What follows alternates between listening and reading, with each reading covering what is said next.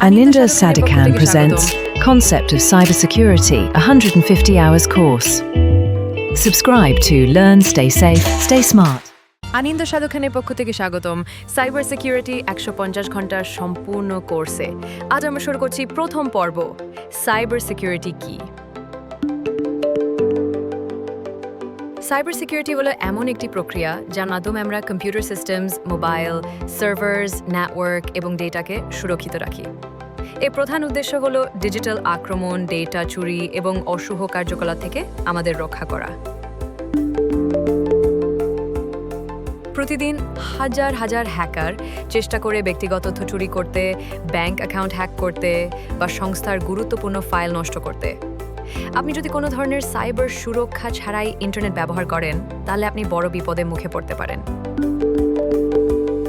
Cyber সিকিউরিটির বিভিন্ন শাখা রয়েছে, যেমন নেটওয়ার্ক সিকিউরিটি, যা আমাদের ইন্টারনেট সংযোগকে সুরক্ষা দেয়; অ্যাপ্লিকেশন সিকিউরিটি, যা সফটওয়্যার এবং অ্যাপগুলিকে নিরাপদ রাখে; ক্লাউড সিকিউরিটি, যা অনলাইনে রাখা ডেটা বা ফাইলকে রক্ষা করে; ইনফরমেশন সিকিউরিটি, যা সমস্ত ধরনের ডেটা সুরক্ষিত রাখে; এবং অপারেশনাল সিকিউরিটি, যা প্রতিষ্ঠানের নীতিমালা এবং সিস্টেম ব্যবস্থাপনাকে সুরক্ষা দেয়।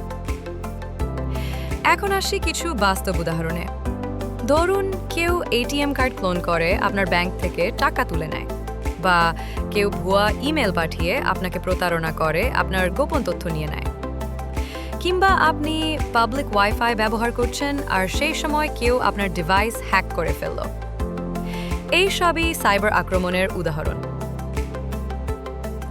তাহলে কিভাবে নিরাপদ থাকা যায়?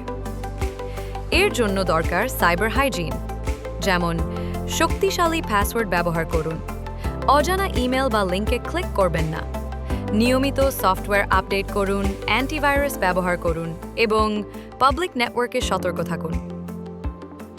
চলুন এবার সংক্ষেপে দেখে নিই আজকের শেখা বিষয়গুলো। আমরা জানলাম সাইবার সিকিউরিটি কি, কেন এটা এত গুরুত্বপূর্ণ, এর বিভিন্ন শাখা, বাস্তব জীবনের কিছু হ্যাকিংয়ের উদাহরণ এবং নিরাপদ থাকার কৌশল। এই পর্বটি যদি ভালো লেগে থাকে তাহলে চ্যানেলটি সাবস্ক্রাইব করতে ভুলবেন না। ভিডিওটি শেয়ার করুন আপনার বন্ধুদের সাথে এবং মন্তব্যে জানাবেন আপনার মতামত। দ্বিতীয় পর্বে আমরা আলোচনা করব সাইবার থ্রেট বা হুমকি কত ধরনের হতে পারে এবং কিভাবে তা আমাদের উপর প্রভাব ফেলে। পরবর্তী পর্বে দেখা হবে। ধন্যবাদ।